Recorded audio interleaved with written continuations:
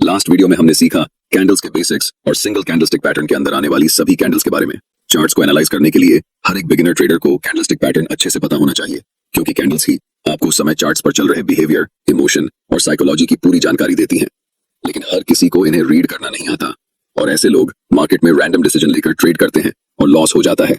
इसलिए आप सभी नए ट्रेडर्स के लिए यह जानना बहुत इंपॉर्टेंट है कि कैंडलस्टिक पैटर्न कैसे प्राइस एक्शन के साथ काम करता है, क्योंकि सिर्फ कैंडलस्टिक को पहचान कर ट्रेड में एंट्री करना यह बहुत स्टूपिड ट्रेडर की निशानी होती है। जब तक आप कैंडलस्टिक के साथ सपोर्ट और रेसिस्टेंस और ट्रेंड लाइन को नहीं जोड़ेंगे, तब तक आप कितनी भी स्ट्रॉन्ग कैंडल पर ट्रेड में एंट्री ले लें, आपकी एक्यूरेसी बहुत कम होगी। इसलिए हम कैंडलस्टिक के साथ साथ यह भी जानेंगे कि सिचुएशन के अनुसार कैंडल को कैसे ट्रेड करना है। तो चलिए वीडियो को शुरू करते हैं और कैंडलस्टिक पैटर्न के अंदर आने वाले सभी कैंडल्स को एक एक करके अच्छे से समझते हैं। वीडियो के अंदर हम टोटल 6 कैंडलस्टिक पैटर्न के बारे में जानेंगे। पहला है बुलिश एंग्लिफिंग पैटर्न, दूसरा है बियरिश एंग्लिफिंग पैटर्न, तीसरा बुलिश हरामी, चौथा बियरिश हरामी, पांचवा पियर्सिंग लाइन पैटर्न और छठा डार्क क्लाउड कवर पैटर्न। इन सभी 6 कैंडलस्टिक पैटर्न को एक एक करके समझते हैं। सबसे पहले बुलिश एंग्लिफिंग पैटर्न। यह कैंडलस्टिक पैटर्न 2 कैंडल से मिलकर बना होता है। यह कैंडलस्टिक पैटर्न एक बुलिश रिवर्सल पैटर्न है, मतलब प्राइस पहले डाउन ट्रेंड में रहती है और बॉटम में यह कैंडलस्टिक पैटर्न बनती है। बुलिश एंग्लिफिंग पैटर्न बनने के बाद प्राइस वहां से ऊपर की तरफ आने लगती है, यानी कि प्राइस का ट्रेंड चेंज होकर डाउन ट्रेंड से अप ट्रेंड हो जाती है। इस पैटर्न की पहली कैंडल सामान्यतः एक छोटी रेड कैंडल होती है और दूसरी कैंडल एक बड़ी ग्रीन बुलिश कैंडल होती है। बुलिश एंग्लिफिंग कैंडल इसलिए कहते हैं क्योंकि पहली छोटी रेड कैंडल को दूसरी बड़ी ग्रीन कैंडल ने पूरी तरह से एंगल्फ कर लिया होता है। यह कैंडल हमें बताती है कि बायर्स और सेलर्स के बीच अब बायर्स डोमिनेट कर रहे हैं, इसलिए प्राइस यहां से ऊपर की तरफ जा सकती है। इस पर हमने आपको बताया था कि सिर्फ कैंडलस्टिक पैटर्न को देखकर ट्रेड में एंट्री नहीं करना है। कैंडल्स के साथ साथ सपोर्ट और रेसिस्टेंस का होना इंपॉर्टेंट है, क्योंकि यह बुलिश एंग्लिफिंग है, यानी कि बुलिश रिवर्सल कैंडल्स में आती है। इसलिए यहां पर हम एक स्ट्रॉन्ग सपोर्ट एरिया ढूंढेंगे। अगर हमें यह कैंडल सपोर्ट एरिया में दिखती है, तब हम बाय पोजीशन में एंट्री की प्लानिंग कर सकते हैं। ट्रेड में एंट्री करने के लिए हमें बड़ी ग्रीन कैंडल के हाई पर एक लाइन मार्क करनी होगी। जब भी प्राइस इस लाइन को ब्रेक करेगी, तब हम ट्रेड में एंट्री लेंगे। हमारा स्टॉप लॉस उस कैंडल के लो पर होगा और टारगेट नियरेस्ट रेसिस्टेंस लेवल। यहाँ पर हमने आपको सपोर्ट का उदाहरण देकर बताया कि कैसे ट्रेड में एंट्री करना है।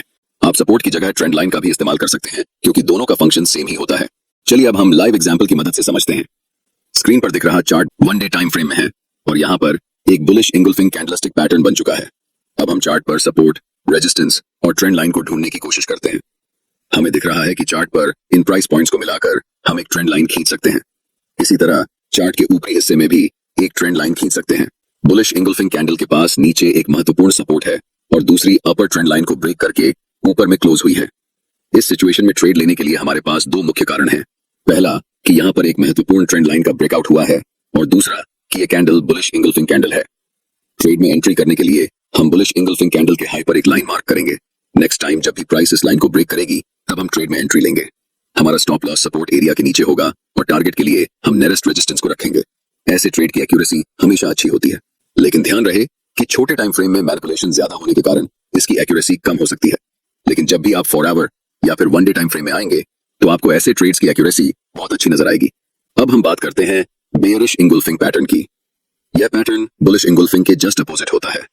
यह भी एक बेयरिश रिवर्सल कैंडलस्टिक पैटर्न है।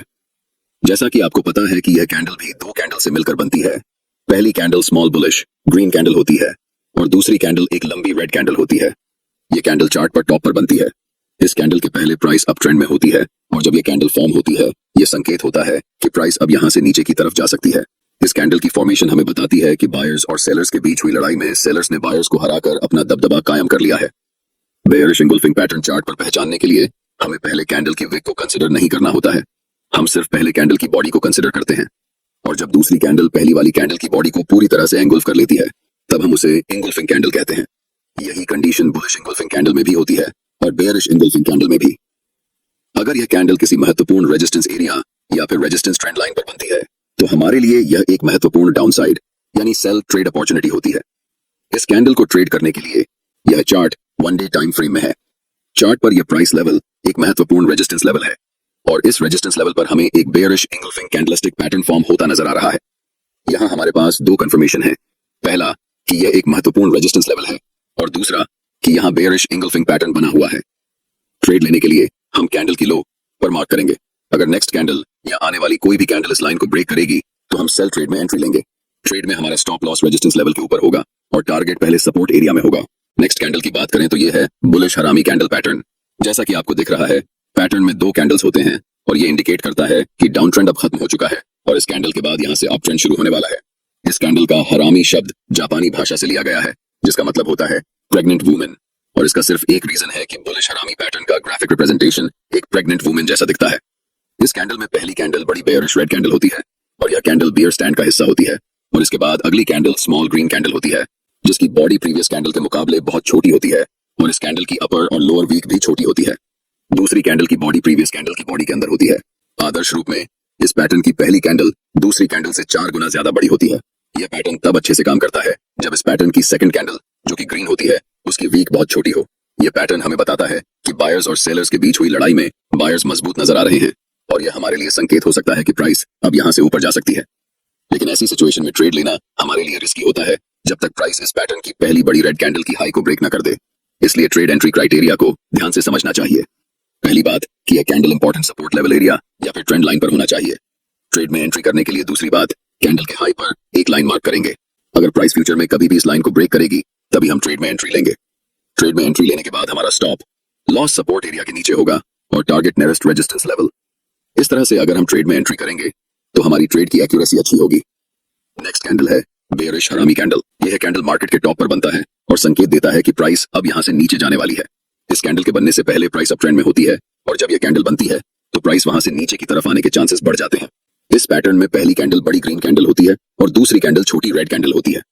पहली कैंडल दूसरी कैंडल को पूरी तरह इंगल्फ कर लेती है और दूसरी कैंडल की जितनी ज्यादा वीक छोटी होगी, यह पैटर्न उतना ही सही से काम करेगा। आदर्श रूप में पहली कैंडल की बॉडी की साइज छोटी कैंडल से 4 गुना ज्यादा बड़ी होती है। अगर यह कैंडल किसी इंपॉर्टेंट रेजिस्टेंस लेवल या फिर ट्रेंड लाइन पर बनती है तो हमारे लिए यह एक सेल साइड की ट्रेडिंग अपॉर्चुनिटी हो सकती है। ट्रेड में एंट्री करने के लिए हमारे पास दो कंफर्मेशन होने चाहिए। पहला, एक इंपॉर्टेंट रेजिस्टेंस लेवल और दूसरा बेयरिश हरामी पैटर्न।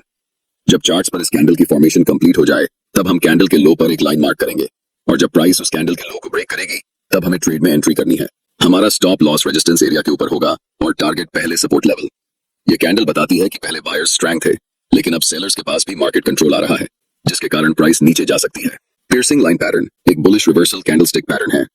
यह कैंडल हमें संकेत देती है कि डाउन ट्रेंड अब खत्म हो चुका है और इस कैंडल के बाद अप ट्रेंड शुरू होने वाला है। पैटर्न की पहली कैंडल एक लंबी रेड कैंडल होती है जो कि मार्केट में पहले से चल रहे डाउन ट्रेंड का हिस्सा होती है। इसके ठीक बाद अगली कैंडल एक स्ट्रॉन्ग ग्रीन कैंडल होती है जिसकी ओपनिंग नीचे होती है लेकिन क्लोजिंग प्रीवियस कैंडल के 50% के ऊपर होती है। अगर चार्ट्स में दूसरी कैंडल की वॉल्यूम पहली कैंडल से ज्यादा हो तो यह माना जाता है कि बायर्स स्ट्रांग हैं और अधिक क्वांटिटी में ट्रेड में एंट्री ले रहे हैं। यह कैंडल संकेत देती है कि सेलर्स और बायर्स के बीच बायर्स मार्केट को डोमिनेट करने वाले हैं और प्राइस यहां से ऊपर जाने वाली है। चूंकि यह बुलिश रिवर्सल कैंडलस्टिक पैटर्न है, इस ट्रेड को करने के लिए यह कैंडल एक इंपॉर्टेंट सपोर्ट लेवल एरिया या फिर ट्रेंड लाइन पर होनी चाहिए। ट्रेड में एंट्री के लिए दूसरी कैंडल के हाई पर मार्क करेंगे और जब भी नेक्स्ट कैंडल इस लाइन को ब्रेक करके ऊपर निकलेगी तब हम ट्रेड में एंट्री करेंगे।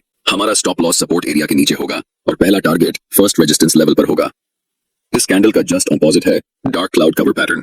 यह कैंडल चार्ट्स के टॉप पर बनता है और संकेत देता है कि अप ट्रेंड अब खत्म हो चुका है और इस कैंडल के बाद डाउन ट्रेंड शुरू होने वाला है।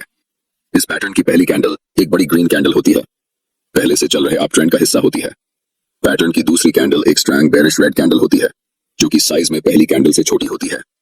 दूसरी कैंडल की क्लोजिंग पहली कैंडल के 50% के नीचे होती है। अगर दूसरी कैंडल की वॉल्यूम पहली कैंडल से ज्यादा हो तो यह माना जाता है कि सेलर्स मार्केट में एग्रेसिवली एंटर कर रहे हैं और मोस्ट प्रोबेबली प्राइस अब यहां से नीचे जाने वाली है। ट्रेड में एंट्री करने के लिए हम दूसरी कैंडल के लो पर एक लाइन मार्क करेंगे और जब भी अगली कैंडल इस लाइन को ब्रेक करेगी तब हम सेल साइड ट्रेड में एंट्री करेंगे। हमारा स्टॉप लॉस रेजिस्टेंस लेवल के ऊपर होगा और टारगेट पहले सपोर्ट एरिया पर होगा। यह था 2 कैंडलस्टिक पैटर्न्स के अंतर्गत कुल 6 कैंडलस्टिक पैटर्न। इस वीडियो में इतना ही। वीडियो देखने के लिए आप सभी का बहुत बहुत धन्यवाद।